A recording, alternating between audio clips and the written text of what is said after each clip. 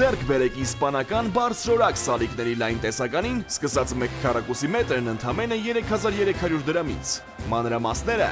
idealsystem.am։ Շնորհակալ եմ, մեծարգո պարոն վարչապետ, իմ հարցը նախորդի շարունակությունն է, զրույցը կարծես շարունակում ենք։ Մենք իսկապես սոցիալական ոլորտում ծրագրերի իրականացման հարցում կարծում եմ, որ մենք զգուշավորություն ենք ցուցաբերել նախորդ տարիների ընթացքում, իհարկե օբյեկտիվ պատճառներով, ինչպես արդեն նշեցիք, բայց հենց որ մենք դրա հնարավորություն ունեցել ենք, մենք միանգամից այդ ծախսերը ուղղել ենք հատկապես խոցելի խմբերին։ Եվ նաև առողջության ապահովագրությունը ցույց տվեց, որ հատկապես ծառայություններն են փոխում մարդկանց կյանքը, այսինքն ֆինանսական աջակցությունը իհարկե կարևոր է, բայց եթե երկրում չկան համապատասխան ծառայություններ, դրանք չեն կարող լուրջ ազդեցություն ունենալ մարդկանց առողջության ու բարեկեցության վրա, եւ քանի որ մենք իրապես արդեն ոչ էսկալացիայի, ոչ կոնֆլիկտի խնդիրները չունենք եւ խաղության նոր դարաշրջան ենք սկսում, ուզում եմ հաջորդ կառավարության ծրագրի մասին այսպես հարց ուղղել, արդյոք կարող ենք ակնկալել, որ արդեն նոր ծրագիրը սոցիալական իմաստով շատ ավելի հավակնոտ կարող է լինել, որովհետև ձեր նաև նշած բոլոր խնդիրները եւ նաև մենք բոլորս ենք դա զգում, հիմնականում իհարկե կոնֆլիկտի հետ կապված խնդիրը մենք չեզոքացրել ենք։ Ինչ եք կարծում, այս իմաստով մենք մի փոքր ավելի հավակնոտ կարող ենք լինել, թե ոչ սոցիալական ծրագրերի համար։ Տիկին Բաթոյան, անկեղծ ասած, ես չգիտեմ զգուշավորություն ասելով ինչ նկատի ունեք, բայց այդ մտքի հետ եւ ենթատեքստի հետ չի համաձայնվի, որովհետեւ երեք ես նշեցի 2018 թվականից հետո մենք ինչ ենք արել, նվազագույն կենսաթոշակը կրկնապատկել ենք, ասենք հասկանում եք, վերցնել ու ինչ որ մի բան կրկնապատկել, դա ինչ ծախս է։ Երկրորդը, նվազագույն թոշակը համապատասխանեցրել ենք նվազագույն սպառողական զամբյուղին։ Երրորդը, ետվճարի համակարգն ենք ներդրել։ Հաջորդը, երրորդ եւ յուրաքանչյուր հաջորդ երեխայի ծննդյան դեպքում աջակցության ծրագիրն ենք ներդրել։ Հաջորդը, մինչև 2 տարեկան երեխաների խնամքի նպաստի ծրագիրն ենք վերափոխել, նախ բազային նպաստը ավելացրել ենք, նախկինում այդ նպաստը ստանում էին միայն աշխատող եւ ծննդյան արձակուրդում գտնվող մայրերը, մենք կարգավորը փոխեցինք եւ արեցինք, որ այնպես, որ բոլոր մայրերը այդ նպաստը ստանում են։ Սրան գումարած գյուղական բնակավայրերի, բնակիչ աշխատող մայրերի համար այդ նպաստը ավելի քան կրկնապատկեցինք։ Սոցիալական բնույթի ես երեք նշեցի, մենք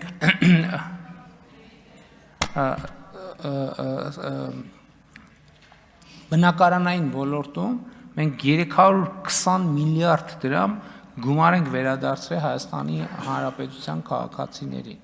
եւ այլն եւ այսպես շարունակ, այսինքն ես օրինակ անկեղծ ասեմ, մի հատ եկեք հետ նայենք, էլ ինչ պետք է անեինք, որ չենք արել։ Այսինքն ինչ պետք է անենք, ես որ անկեղծ հիմա հետահայաց նայենք, ասենք, այս մի բանն էլ պիտի անենք, առողջապահության ոլորտում փուլ եկել ենք, էլի որովհետև այդ կարգի համակարգերը ներդնելիս մենք պետք է լավ հասկանանք, մենք խոսում ենք աշխատավարձների կրկնապատկման, եռապատկման, քառապատկման մասին, բայց մենք հասկանում ենք, չէ՞, դա բյուջեի համար ինչ ծախսեր են ենթադրում։ Ես նկատի ունեմ, եկեք նայենք, դուք արձագանքի մեջ ասեց, օրինակ նախորդող շրջանում ինչ պետք է անենք, որ չենք արել։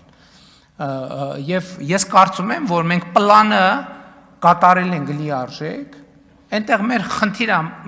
կապված նվազագույն աշխատավարձի հետ, բայց նվազագույն աշխատավարձի հետ մեր հարաբերությունը ինչ է ցույց տալիս, որ նվազագույն աշխատավարձի փոփոխությունը մեծ հաշվով բան չի փոխում, որովհետև հիմնարկները կամ մարդկանց դարձնում են կեսդրույք, եթե իրանք հակված չեն այդ աշխատավարձերը վճարելու, եւ դա մեծ հաշվով, իսկ մնացած հատվածով, ասենք պետական կառավարման համակարգում, բանում հանրակրթության ոլորտում ատեստավորման այդ հարցը լուծված է, մնացած ոլորտներում ուղղակի կամ անուղղակի այդ հարցը լուծված է։ Ես նկատի ունեմ, ինչ պետք է անեինք ուրիշ, որ չենք արել սոցիալական համընդհանուր ապահովության ոլորտում։ Կան գուցե թիրախային որոշակի խմբեր, որոնց հետ կապված հիմա հաջորդիվ շրջանում մենք մեծ խնդրեմ ունենք վթարային շենքերի հետ կապված հանրապետությունում, բայց դա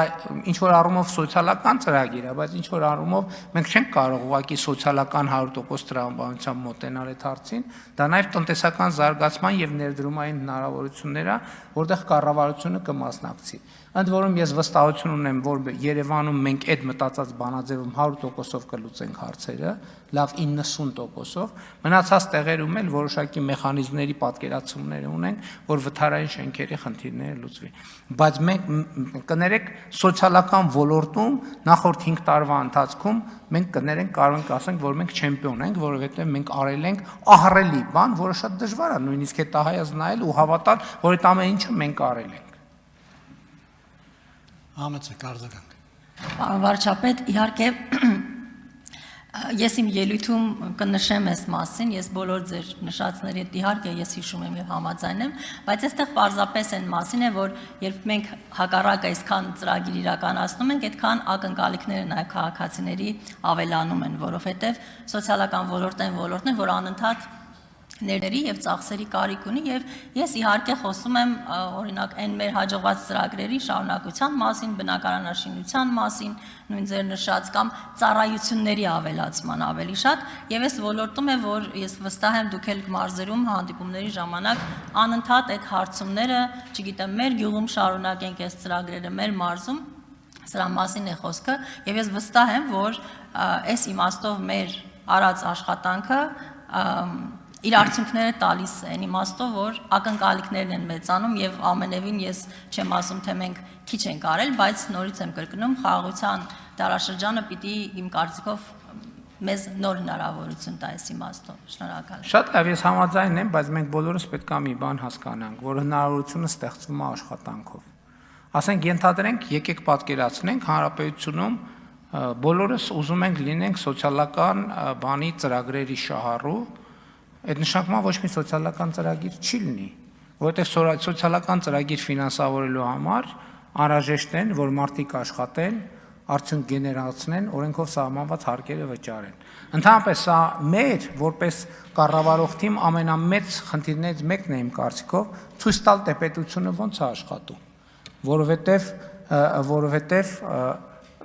ընդհանրապես բարեկեցություն ապահովելու ձևը այդ աշխատանքն է։ Եվ մեր սոցիալական քաղաքականությունները ուղղված են աշխատող մարդկանց աջակցելուն։ Տեսեք, մեր ամենամեծ սոցիալական ծրագիրը, որը կարող ենք անվանել սոցիալական,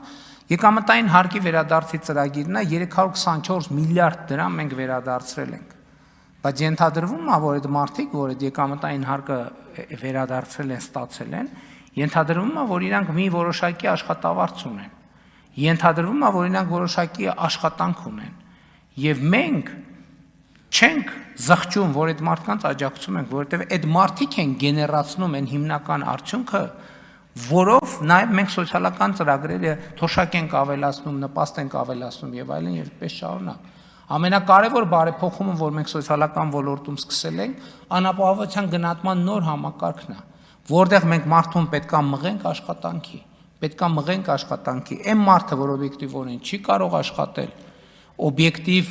հանգամանքների բերումով, մենք միանշանակ պետությունը պատասխանատու է նրանց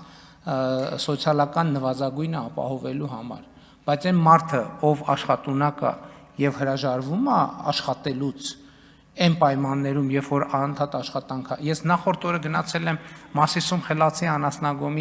անասնագոմա ստեղծվել, ընդ որում մեր աջակցության բոլոր հնարավոր ծրագրերից օգտվել է սեփականատերը, ինքն էլ է ներդրում արել, լիզինգից օգտվել է, բանի Խելացի անասնագոմի հետ վճարից օգտվել է եւ ասում է 3 աշխատող պետքա լիներ եւ ասում է ես դիմեցի աշխատանքի եւ սոցիալական հարցերի նախարարություն եւ 3 աշխատող ես չկարողացա գտնեմ, ստիպված օտարերկրյա քաղաքացիների եմ ներգրավել։ Հիմա այս մի դեպք այդ նույն քաղաքացիներին, եթե եւս 2 անգամ աշխատանք առաջարկվի ու էլի իրանք չհամաձայնվեն, իրանք պարզապես սոցիալական նպաստ չեն ստանալու, որովհետեւ պետությունը ելնելու այն կանխավարկածից, որ այդ մարդը ուրեմն գումարի անհրաժեշտություն չունի, որովհետեւ ուրիշ ինչ բացատրություն ունի, որ չի աշխատում։ Ես էլի զարմանում եմ մի բանի վրա, որ մարդիկ երբեմն ասում են աշխատավարձը ցածր է։ Շատ լավ, ես դեմ չեմ, աշխատավարձը ցածր է, Բայց ոնց կարա այնպես լինի, որ չաշխատելը ավելի շատ եկամուտ բերի, քան աշխատելը։ Սա անտրամաբանական է եւ անընդունելի է, եւ մենք մեր սոցիալական քաղաքականությունները պետք է այս ուղղությամբ վարենք։ Այլ բան է թոշակառուների հարցը, որովհետեւ թոշակառուները իրանց կյանքը, աշխատանքը, ծառայությունը մատուցել են եւ հիմա թոշակի են անցել եւ մեր աշխատողներից պարտավորությունն է, որովհետեւ մենք նաեւ իրանց ստեղծած շենքերի մեջ ենք աշխատում եւ այլն եւ այդպես շարունակ։ Բայց այստեղ էլ մենք ուրիշ խնդիր ունենք, մեր մեծագույն խնդիրն է կենսաթոշակառուներին մղել, աջակցել, օգնել, որպես նրանք ակտիվ տնտեսական կյանք ապրեն եւ ի վերջո նաեւ ուզում եմ սոցիալական մեր ծրագրերը ընդլայնելու հարցով շահագրգիռ մեր բոլոր քաղաքացիներին նորից եւս մեկ անգամ խնդրել հետեւյալը վճարել օրենքով սահմանված հարկերը եւ որևէ գնում անելիս խանութից դուրս չգալ առանց հսկիչ դրամարկային կտրում վերցնելու։ Դա մեր հնարավորությունները էականորեն կընդլայնի։